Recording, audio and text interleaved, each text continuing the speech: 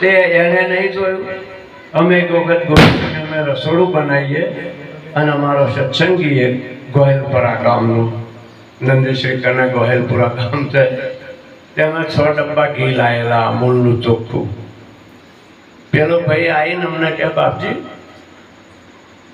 તેલમાં તરી કાઢીએ અને ઘીની છોટ કરી દઈએ તો કોઈને ખબર ના પડે. કોઈને ખબર ના પડે. મેં કોઈને ખબર ના પડે તાકે ના મેં બનાવે અને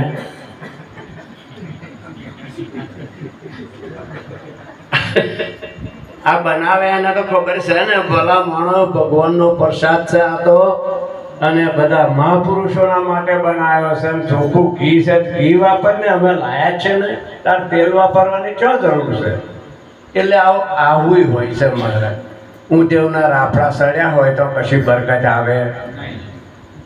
બરોબર ભોય પડેલું લાકડું હોય અને ઊંધેવ વર્ગે તો એની અસ્થિ રવા દે, 12 મહિનામાં ખાઈ નાખે. એમ આ વાતાવરણ જ એવું છે.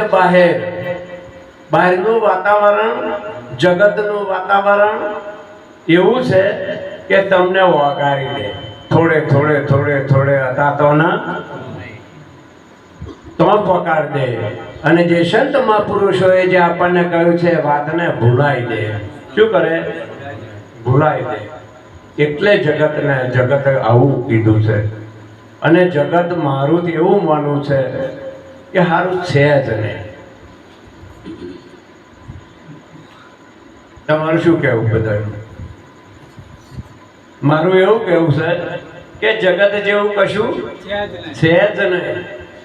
અને જે છે એ બધું પરમેશ્વર છે. શું છે? જે છે એ પરમેશ્વર છે. જગત જેવું કશું છે નહીં. અને જો જગતમાં બેઠા અને પરમેશ્વરને ભૂલ્યા અને જગત નક્કી થયું, માની લેવાનું, મોત આવ્યા વગર રહેવાનું નહીં. કબીર કહે છે પાણી से पैदा नहीं सासा और शरीर. પાણીનું બનેલું આવ્યું ને કે બીજું? પાણી, કબીર કહે છે પાણી से पैदा नहीं सासा और शरीर. આ પ્રાણવાયુ લેશો ને એ કે કબીર નો પાણી से पैदा नहीं सासा और शरीर. अनाहार लेता नहीं ताको नाम. ये खाता नहीं. અને કોઈ દાડે જન્મતા નથી અને કોઈ કાળે મરતા. તમને બીજું કશું સમજાયું? તમને અમે આઈને જે કહ્યું એ હવે આવ્યું જ કહ્યું તો બીજું કે હવે તમારે આ જન્મ મરણ રહ્યું તાકે ના બાપથી. અત્યારે તમે કઈ સુધી છો? આ ઘરમાં છો, વ્યાપક છો, તાકે આનો કોઈ માપ છે, માપક નહીં ચડાય એવું આપે જ બોલ્યા હતા. એવું આપણે જ બોલ્યા છે કે અમાપ છે. હવે આ માપમાં આયા અહીંયા છલવા મળી થઈ છે. ક્યાં આયા? 5 ફૂટમાં આવી ગયા. એટલે માપમાં આવી ગયા એટલે આ ફૂટપટ્ટી ચાલે, પેન્ટ ચાલે એવી નહીં. તો ઊંઘી ગયા પછી પ્રાણવાયુ તમે ચલાવો છો? આ શાસ્ત્રી ક્રિયા ચાલે છે તમે ચલાવો? અરે આ નાકોરાને ખબર નહીં કોઈ મેરીને હવા આવે એમ થાય.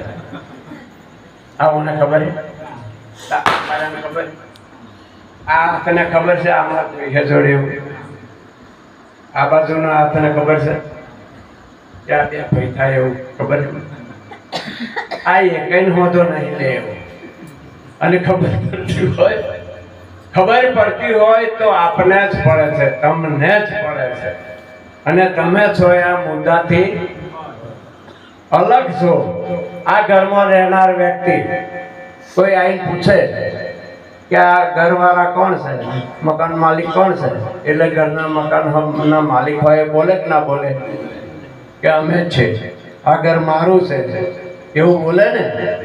હવે મારું કહેનારે પોતે ઘર છે કે ઘરથી જુદા? એ પોતે ઘર ખરા? ઘરમાં રહેવા વાળા છે, એ તો ઘરના માલિક છે. એમ આપણે હર નિશ હરતા ફરતા કામકાજ કરતા કોઈ પણ શરીર ઉપર તકલીફો આવે છે ત્યારે આપણે પોતે જ બોલતા હોઈએ છીએ